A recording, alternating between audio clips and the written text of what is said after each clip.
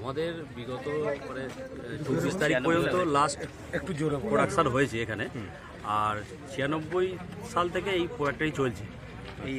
এই এলাকা পুরো এই যে টোটাল জগন্নাথপুর থেকে আরম্ভ করে রিসরা বামুনারি এলাকা থেকে আরম্ভ করে এবং অন্যান্য আশপাশের এলাকা এর ওপর অর্থনীতির ওপর পুরোপুরি নির্ভরশীল।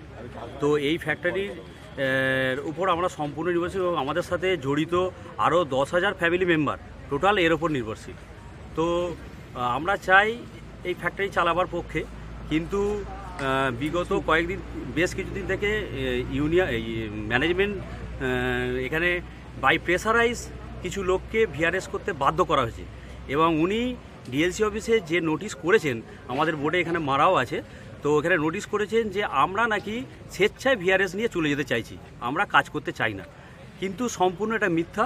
এবং আমরা চাই এই ফ্যাক্টরি চলুক, একটা শিল্প বাজলে সমস্ত জগন্নাথপুর থেকে আরম্ভ করে এখানকার টোটাল এলাকা অর্থনৈতিক অবস্থা অনেক উন্নতি হবে। এবং আমরা এই সরকার যে আছে বর্তমানে যে রুলিং সরকার আছে তিনিও চান এই শিল্প বেঁচে থাকুক এবং নতুন নতুন শিল্প আরও বাড়ুক।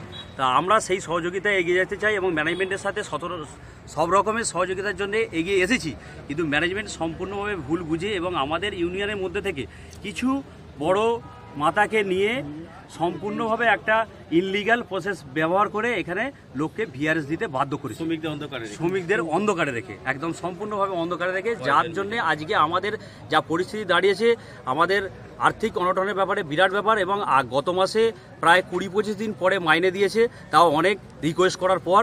আর এখন মাইনের 5 তারিখে আমাদের সাধারণত মাইনে হয়ে থাকে বেতন, তো সেই বেতনের আগেই একটা টেম্পোরারি নোটিশ ঝুলিয়েছে যে আমাদের নাকি এই প্রসেসিংয়ে যে আমরা বাধা সৃষ্টি করেছি সেই জন্য আমাদের ক্ষমা চাইতে হবে এবং কারখানা বন্ধ করব নোটিশ করেছে, টেম্পোরারি বন্ধ সেটাভাবে নোটিশ করেছে এবং আমাদের একটা অনিশ্চয়তা ভবিষ্যতের মধ্যে ঠেলে দেয়। রানা রয় গো ব্যাক, রানা বাবু গো ব্যাক, চন্দন সরকার গো ব্যাক।